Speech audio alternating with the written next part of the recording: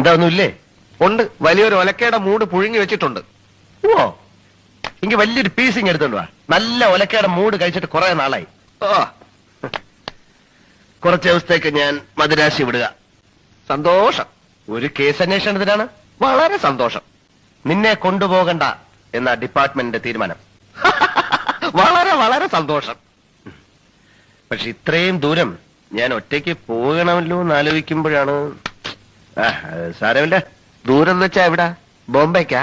Hey, പിന്നെ ഇവിടെ ഡൽഹിക്കാ? അവിടെ ഒന്നുമല്ല, ബംഗ്ലാദേശിലേക്കായിരിക്കും.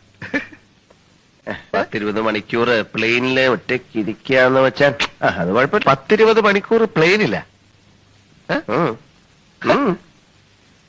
കേസ് അന്വേഷണം അമേരിക്കയിലാണ്.